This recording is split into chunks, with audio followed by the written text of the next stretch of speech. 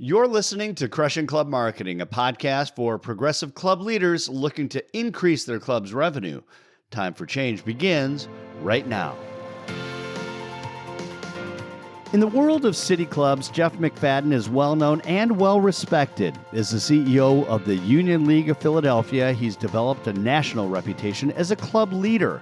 Ask GMs who know him, and they use adjectives to describe him like brilliant, visionary, and remarkable.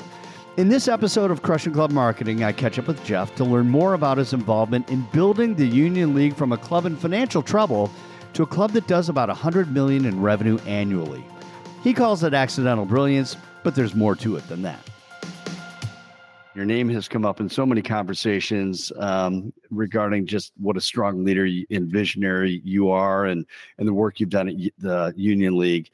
And I know that it's difficult to talk about yourself in that way, but there was a quote that I read from Jason Straka from the Frye Straka Global Golf Course Design firm. And Jason Straka said, Union League CEO Jeff McFadden is one of the most respected general managers associated with the golf business.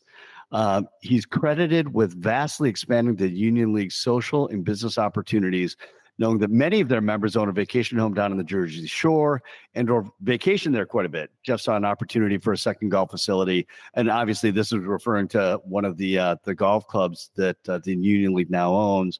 But when you hear those kind of accolades and that, what goes through your mind? Well, first of all, what goes through my mind is that I paid Jason, which is a good thing. And that's probably why he had those nice accolades about us. But what he and Dana Frye did at Union League National is just over the top. It's the Disney World of golf. It's spectacular. Opened last year, 27 holes. And no, we're proud. I'm very proud of what I did. I think a lot of what we've done over the last 25 years was accidental brilliance through really just perseverance, hard work, trying to get the right strategy and then keeping your head down and, working through what you could do. Yeah. And keeping a smile on your face too, that's. Yeah. Well, you make it sound simple. And, I guess when it comes second nature, probably feels simple, although I know it's not always been super easy as most jobs are when you're there that long.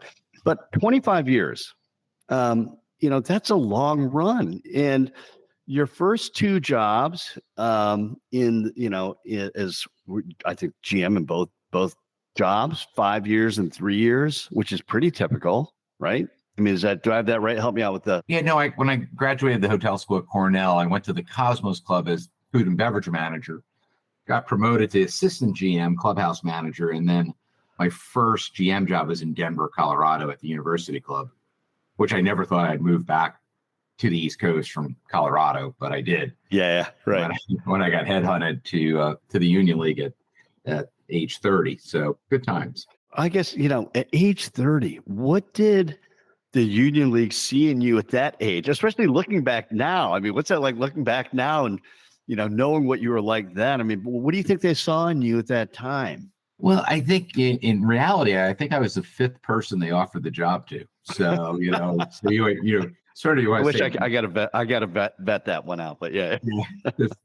Right place, right time situation. It just worked out well. The league was struggling in the late 80s, 1990s, as Philadelphia was struggling quite a bit before Ed Rendell, who was a gregarious mayor, wind up becoming governor of Pennsylvania. Just a terrific leader, inspirational type of person. So, when I was young enough, probably dumb enough and not experienced enough to know what I was getting into, and the more senior statesmen in the club industry probably looked at the league and said, I don't want to touch it, right? It had, sort of had terminal cancer at the time. It wasn't bankrupt, but it was very close to bankrupt. But I saw that it had great bones. I saw it had a great foundation. At 30, you think you can change the world. I think I've done well in changing the league. And it was just being, again, at the right place at the right time for the right situation. And if we made a bad decision or a mistake, we were young enough to out hustle the mistake or the bad decision, right? That's, Interesting. So what has made you successful for so many years? I mean, if you just take the years alone, that's an incredible achievement in the private club space to be at one place for 25 years. What do you think has made you successful in that role? Well, I think the way we acquired and operate the club as sort of, being an innovative type organization now. When I did my independent study at Cornell, I studied close to 5,000 city clubs throughout the world. It was from the 15-person city club to the club that had 5,000, and you needed three things. You needed to have parking. You needed to because that gave members assurance coming in from the suburbs that they had a place to park. As you get older and you have more net worth to spend, you get a little worried about where you're going to park. The data showed that was a huge part of being a successful city club. Yeah. So we bought a parking garage right when I got there, and that we just doubled our revenues in less than 1 year. Wow. The number two thing that the greatest city clubs in the world shared was they never sold their land and built a skyscraper and put their club at the top of the building. Because eventually, after the data shows, after 3 days, the view went away, and then the elevator became a barrier to entry. There were a few clubs in New York, Manhattan, and Tokyo that bucked that trend. Windows on the World, though that was a public restaurant, there was a small private club component of Windows on the World.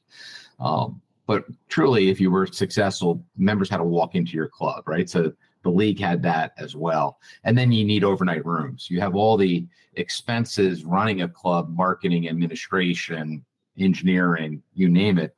If you add some overnight rooms to the equation, the profitability or the surplus that they could throw off departmentally, at 60, 70 cents on the dollar really worked well. So I was able to run those three things when I first got there and then reinvest into the club with incredible dining, business centers, cigar bar,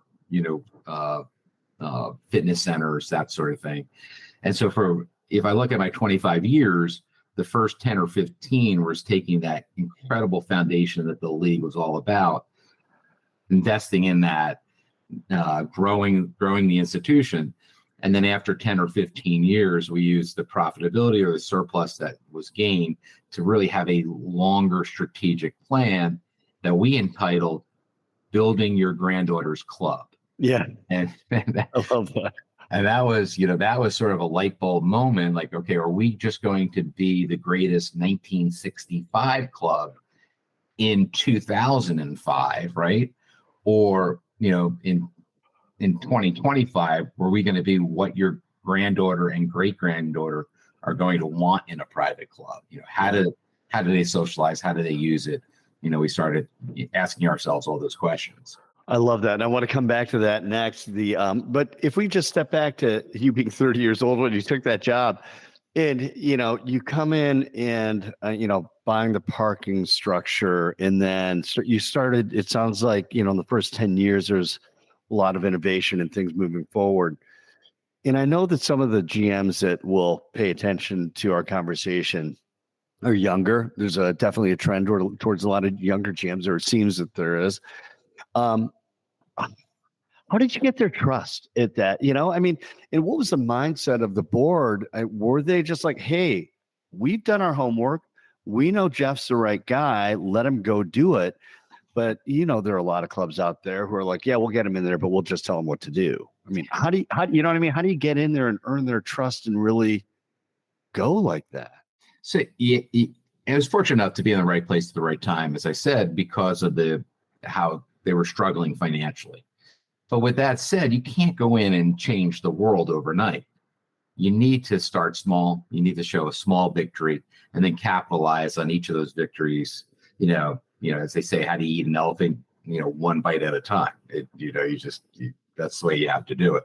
I think we had, coming in 1998 on the heels with Ed Rendell, being the mayor, the Republican National Convention was held in Philadelphia in 2000.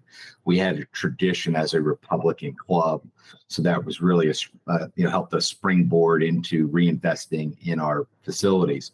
But I convinced them to do little things.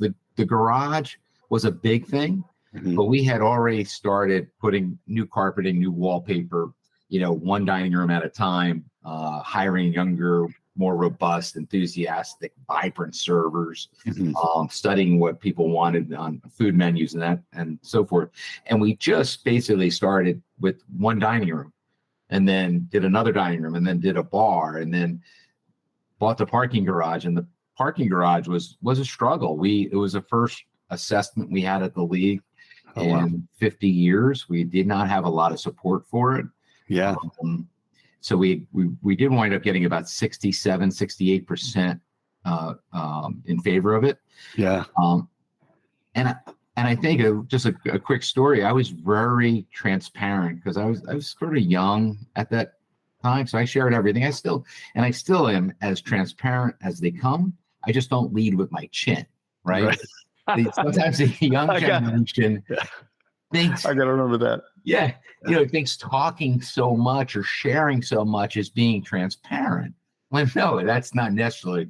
People want to be led. They need to be led. And you want to be transparent in everything you do. You just don't need to tell everybody everything every minute of the day, right? Right. Yeah, no doubt. And with social media and it just seems that's what the next generation is doing. Right. So we were trying to figure out, we needed to do an assessment. It wasn't very much, about $2,000 a member. And they were hemming and hawing about paying that. And one member said, "Could I get my money back at a town hall meeting?" And I said, "Mr. Grossman, you are absolutely brilliant. That's a great idea. We're going to make your assessment refundable. All you have to do is propose a new member." Yeah. And that was like a light bulb went off. And we ran with that. You had to actually propose two members. You got $1,000 back for your first member, $1,000 for your second. Oh. This is back in 1999. And basically all the naysayers, and we still had, still 33% of the people voted against it. I would say to them, I said, "Well, you don't have any friends or colleagues or business people that you could propose to become a member of the league to help us out, to make sure," and that was on top of, all the importance of parking, obviously. Right. And then we were about a $7 million operation. We bought the parking garage, and I think the next year after it opened, we were a $22 million operation. So wow. Doubled and tripled what we were doing like that. And all it did is take the folks from the main line or from South Jersey who were uncomfortable coming into an urban environment. Yeah. We just assured them that they had parking. Right. We just said, we have valet parking. It's right next to the club. Yeah. Safety and convenience. It is. Yeah, exactly. Easiest things. Wow. So I rode that pony for a long time, Ed. Yeah. that parking garage, worked magic for me for the next 10 years. Yeah, no doubt. I love that. Let's talk about building your granddaughter's club. When did you come up with that phrase? I love that. I've read that in one of the articles. Yeah. It's very interesting. It just, obviously being a men's club for so long, over 125 years as a men's club, and we allowed women in 1986. The idea is there's so much connotation in that phrase, granddaughter, building your granddaughter's club, meaning that we're becoming progressive, more forward thinking, more inclusive. And I also got everyone thinking not about themselves, but about the next generation and the generation after them. So I think that's almost more important than the gender identification of saying building your granddaughter's club. To show and to get the culture of our members to think that, yes, we've been here 162 years, we're going to be here another 162 years. Let me not get tied up in the minutia of today, but think about tomorrow. And you see this in golf clubs and country clubs where they fight over a new irrigation system. An 80-year-old will say, "Hey, I don't want to pay for the new irrigation system. I'm not going to be here," right? Right. And then you say to that person, "Well, you're not paying for the new irrigation system. You're paying for the irrigation system you consumed over the last 30 years," right? And And that's the sort of the mindset that we started to, and now people are like, they're proud when we have built into their dues a capital due structure, but they're proud with the advancements that we've made, the investments that we've made, and they don't think of it as for them. They think, wow, my granddaughter and my grandson are going to love this place. Mm-hmm. It's just a little nuance, a little change. I've not heard people position it like that. What has been your overall philosophy, and how do you share that as far as like keeping people thinking forward? Like, is there an overarching sort of, I don't know, almost like value or belief that you have that you sort of, live by that way? It's a great question. I think it's always thinking about the future. And I tell members, and a lot of clubs do not do this. We have $54 million in debt, which people are like, oh, that's a lot of money. And then I tell them, no. And we also have $20 million in the bank, right? And if we had saved $1 per member per month since our inception in 1862, we'd have $1 billion in the bank. And so when you tell stories like that to members, and it resonates and it gets to them that you're not just here to enjoy the club, but you are a steward of the club. You are a steward of the institution. You need to think of in that capacity. And for 100 years, clubs never did, right? Matter of fact, to this day, your investment income of a 501c7 is taxable. Mm-hmm. So I'm trying to tell people that they need to start a foundation, to do a charitable set aside for their foundation, do well by doing good in your community. And people, some of the greatest clubs in the world say, Jeff, we don't have any investments. We don't have any investment interests. I said, what do you mean? You're Aronimink, you're Marion Golf, you're Pine Valley. Right. You don't have investment income? They're like, no, we don't have any debt. We don't have any savings. We live hand to mouth. Right. And then we assess for when we, want to build something. And I said, I just don't think that's the right way to run the railroad. I think, you boil the frog slowly, you add capital dues monthly into your regular dues, and you always plan for the future. You don't pay off your mortgage without saving for your kid's college education, right? It's not rocket science. Well, but why is it so common sense to you? But I mean, so many clubs operate exactly how you just explained it. Because they let emotion get in the way. We're all self-serving. Don't get me wrong. I'm self-serving as well. But, if you don't have the mentality that you're part of a greater good, it can easily get into, what are we spending today and how can I have the best results and the best experience at the least cost? And groupthink happens very quickly. Great leaders, can change culture quickly. And then you can get into the abyss quickly as well in that group thinking. And psychology of pricing, whether it's dues or golf fees, food and beverage, menu prices, whatever, is important to understand because people want value, right? They still want value, and you have to understand how to do that. And we're trying to ride the wave, tap into a new way of thinking, a new way to run finances, and hopefully it'll take off. And I mean, what you're saying just makes so much sense. But let me throw a wrinkle in on this, where it's like a lot of times people will join committees at clubs, they'll join boards in clubs because they have something, they have an agenda that they are pushing, right? And they want to get, when I get there, then I'll make sure this gets done.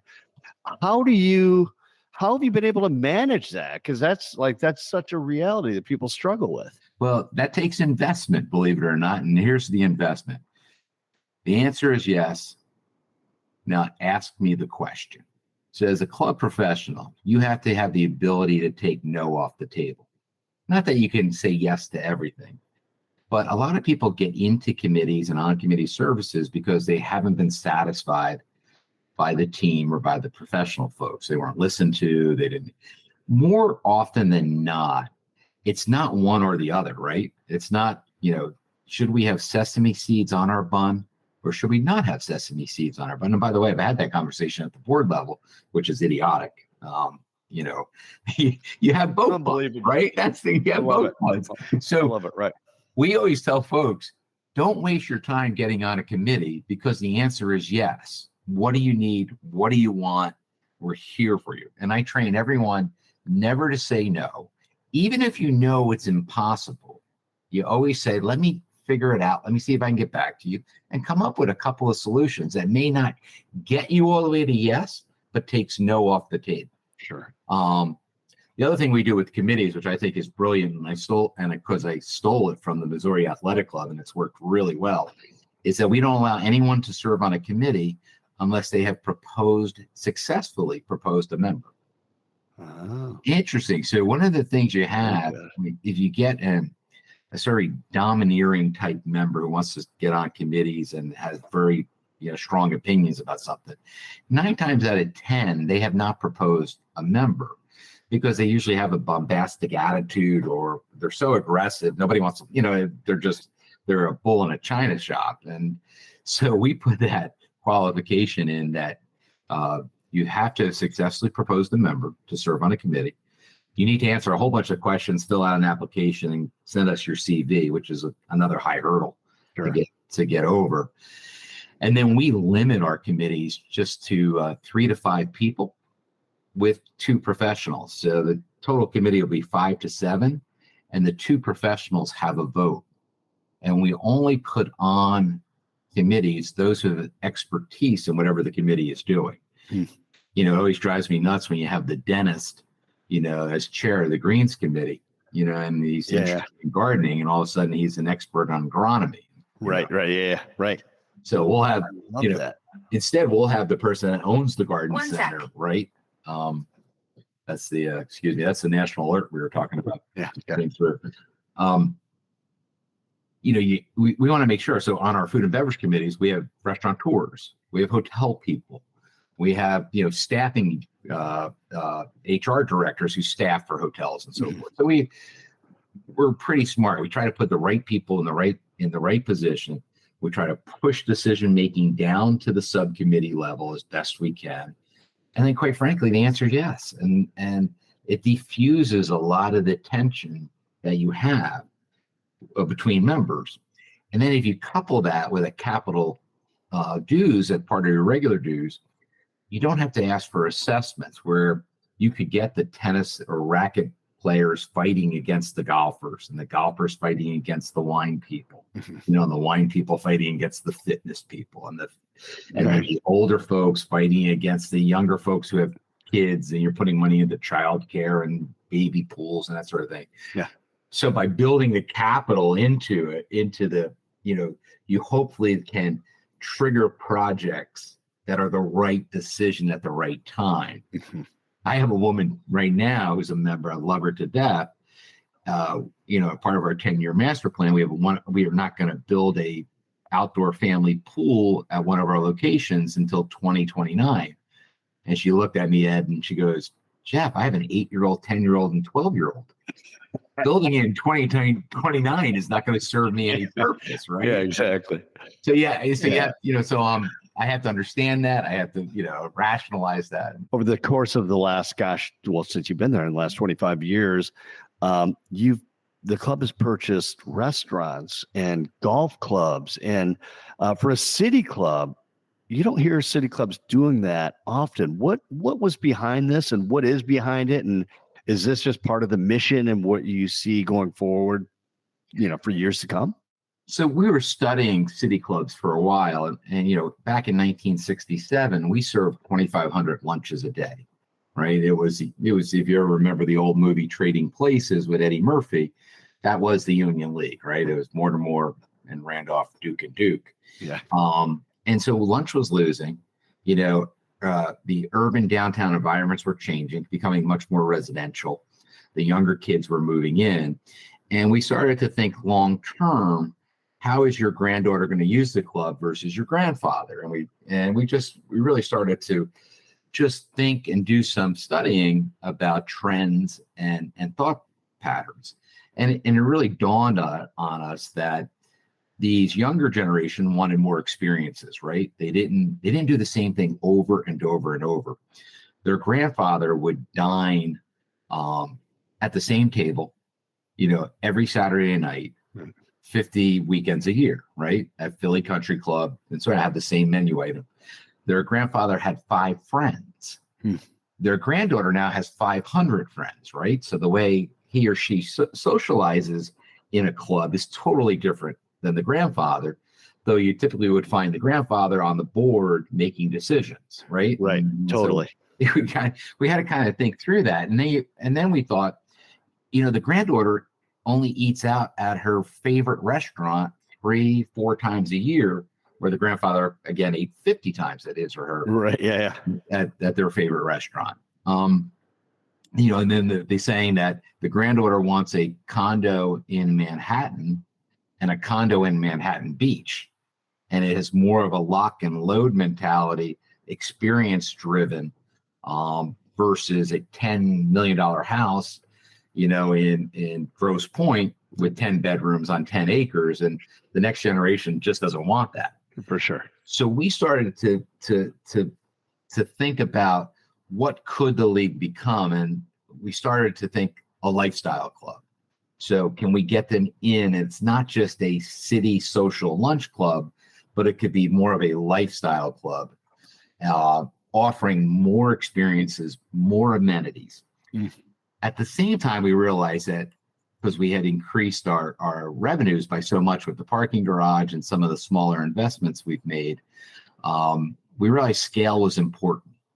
So not only was the next generation changing how they wanted to use the club and socialize within a club environment, we realized scale is important because clubs have just gotten downright expensive to operate. 125 years ago, in the golden age of private clubs, immigration was inexpensive, labor was cheap, there was no environmental laws, there was no health care.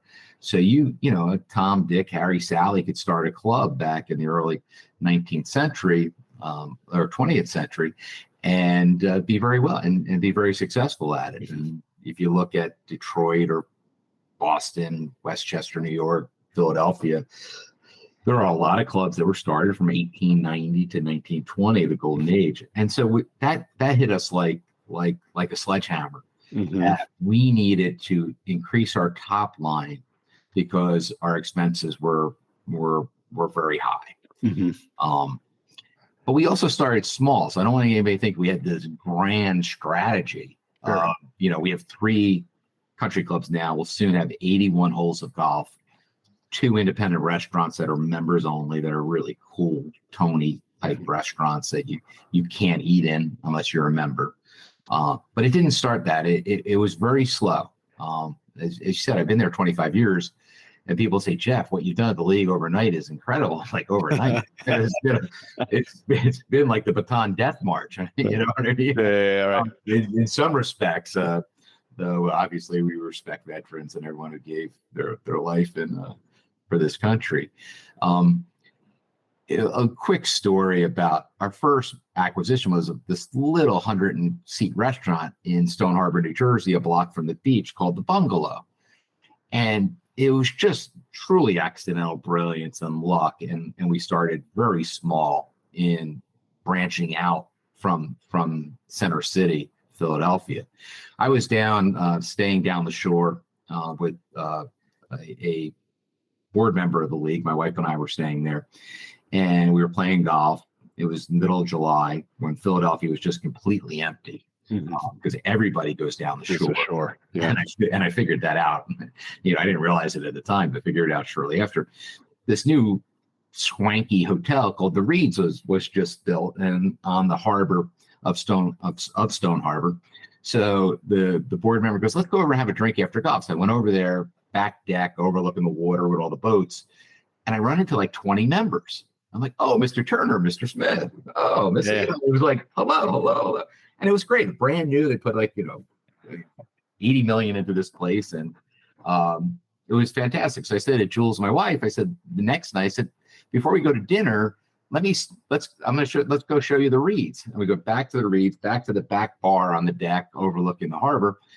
And I run into like 20 more members that Oh were my gosh. different than members that are around on Friday. And I'm like, wow, light bulb went off. Yeah. This is where everybody's at. And so we quickly did some data analytics, realized that over 65% of our members spend 2 or more weeks at the Jersey Shore. We then did some zip code analysis. We found that most of the wealth was moving from Atlantic County, which is home of Atlantic City, a little north of Cape May, down to Cape May County, the Avalon, Stone Harbor, Cape May area, Ocean City area. Yeah. And we bought a $600,000 restaurant that was in a fire sale because there was a tax lien on it, put about another 600,000 in. So it was $1.2 million investment.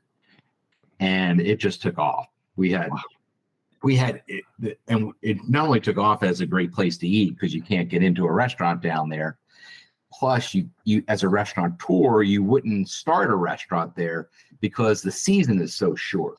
So it was a real conundrum. You couldn't there weren't enough restaurant seats from July 4th through Labor Day, but you couldn't make enough money as a restaurateur to open a restaurant because it was only a 10-week season. Right. We had 500 net new members join the league because of the bungalow. Wow. So wow.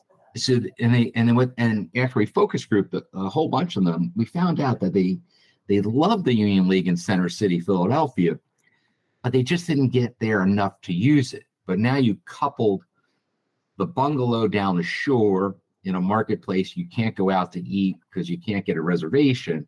And all of them said, I'm willing to join the league, pay dues, because you have Center City and the bungalow. Brought us to buying Torresdale, buying Sam Barron's, which became Union League National, to buying the Ace Golf Club and Chubb Conference Center, and buying the Guardhouse in Gladwin. So we just kind of, over the next 10 years, kept adding properties that grew our membership, our net membership. And if you think about layering that onto the thought process that your grandchildren are going to have 500 friends. Right. And you need scale because clubs are expensive. It just started to click. Win. Right. You know, and these cranky old small clubs that the kids don't want to belong to, they all want to belong to the league now. And we just changed our strategic plan to be called from 28 to 88. And that the concept is, okay, not only are we a great club, but we want to be a great club that you're a member of for 60 years. Yeah. So we get you in Center City when you move in after university and college. We keep you when you move out and have kids. And when your parents die, you inherit the house down the shore. We have 2 properties down there to keep you until you're 88. Wow. That's the concept. That it's remarkable. I mean, and so far, no regrets? No regrets. It's just, it's not fun for me, or not as rewarding for me as much as when you operate one location. You know, I got into hospitality peeling potatoes at the age of 10 and sort of never looked back, right? Yeah. A lot of, when I talk at universities across the country, they say, how did you decide to get into hospitality? I said, well, I never did. I just started working and just never stopped working, right? I didn't conscientiously think I was going to stay in hospitality. The one regret, though, is that, you know, we have 1,200 employees now. We're over 100 million in annual revenue. I miss the satisfaction of day-to-day operations. And people go, oh, Jeff, you have the greatest life. You're not responsible, but you don't realize, the intrinsic value you get from that intimacy. One location, right? And one, so I miss that. Yeah, for sure. Interesting. What a machine, though. It's amazing. I got to call you on this, though, because you've used the term accidental brilliance and luck in a couple of different spots here. At some point, it's no longer an accident, and it's probably not luck either. But what I'm wondering is, 28 to 88, that is something that I think that a lot of clubs would aspire to be able to, to say or to be able to pull off. And yet it's also very difficult for whatever reason, for the reasons you've talked about, as far as like appeasing the, just 2 different generations, or maybe 3 different generations in many cases. And For people who are listening to this podcast who are like, how it's like, well, yeah, well, McFadden has this or he's done that, or, someone who knows, you have to, it starts with a vision. It starts with a belief. It starts with great membership, obviously, and visionary people. But for people that are listening that are struggling with how to make changes to their club to appeal to a younger membership, but also engage their aging membership, what do you say to them? Well, you got to figure out how to bring those two groups together, right? If you want people to live longer, you got to surround them with younger people, right? And that's the easy part. The hard part is getting the young folks to, value older folks. So we look at multiple activities that an 8-year-old, and now I'm being very, 8-year-old that can do it an 80-year-old. So that's that. But things like bowling, right? I mean, as silly as that is, it's a thing that a young person can do, an old person can do. Pickleball, young person do that can, an old person can do. Yeah. Lectures and education, social programs are real important to bringing those young people together. I try to not to think of I'm serving a younger market, I'm serving an older market, I'm serving a club market, and try to bring the 2 generations or 3 generations together, and then keep things lighthearted and fun. The crankiest old guy, will respond with young folks surrounded around them in an enjoyable environment.